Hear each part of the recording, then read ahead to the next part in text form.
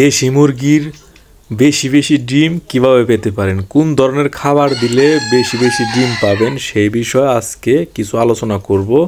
অবশ্যই সম্পূর্ণ ভিডিওটি দেখবেন। আসসালামু আলাইকুম, কি অবস্থা সবার? আশা করি আল্লাহর রহমতে প্রত্যেকেই ভালো এবং সুস্থ আছেন। আমরা দেশি মুরগির ডিম অনেক পাই। আমরা তুলনামূলকভাবে ধরতে গেলে 60% দেশি মুরগির ডিম পাই। তো কিভাবে পাই, কি খাওয়াই, এটা তো অবশ্যই যারা নতুন আছেন তাদের জানা প্রয়োজন। আমরা খাবার মেনটেন করে দেই, সকালবেলা এক ধরনের খাবার, দুপুরবেলা এক ধরনের খাবার, আর রাত্রিবেলা এক ধরনের খাবার। বিশেষ করে যারা দেশি মুরগি পালেন, দেশি মুরগি না অন্যান্য মুরগি যারা পালেন, লালন পালন করেন ডিমের জন্য, তারা লেয়ার 1 এই খাবারটি দেয় এবং এটাই বেস্ট খাবার ডিমের জন্য।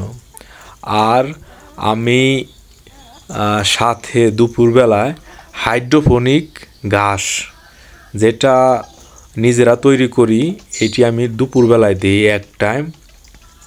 আমি আবদ্ধ অবস্থায় মুরগি পালি, শাক সবজি দিতে পারি না, সেই কারণে আমি হাইড্রোপনিক ঘাস উৎপন্ন করি। সেই ঘাস উৎপন্ন করে আমি মুরগিকে সবজি হিসাবে আর অন্যান্য কিছু ভিটামিন হিসাবে আমি দিই, যাতে মুরগির ডিম ভালো পারে এবং ওজন ভালো আসে। আপনারা দিতে পারেন। আপনারা যদি বিস্তারিত জানতে চান কীভাবে হাইড্রোপনিক ঘাস তৈরি করি, আমি দেখাবো ইনশাআল্লাহ পরের ভিডিও। যদি আপনারা কমেন্ট করেন বেশি বেশি, অবশ্যই আমি দেখানোর চেষ্টা করব। তো আমি ধান দিয়ে, ভুট্টা, গম, এসব জিনিস দিয়ে আমি হাইড্রোপনিক ঘাস তৈরি করি। তারপরে আমি দুপুরবেলায় শুধুমাত্র এক টাইম হাইড্রোপনিক ঘাস সহ মানে ওই বীজ দেওয়ার চেষ্টা করি আর কি। আর সকালে লেয়ার 1 এবং রাত্রিবেলায় লেয়ার 1 দেওয়ার চেষ্টা করি। আল্লাহর রহমতে আমি অনেক ভালো ডিম পাই, মিনিমাম 60% ডিম পাই আর কি। যাই হোক, আপনারা যদি জানতে চান কীভাবে আমি হাইড্রোপনিক ঘাস উৎপাদন করি, আমি মনে হয় বাংলাদেশে প্রথমই যে হাইড্রোপনিক ঘাস গরুরে না দিয়ে মুরগিকে দেই।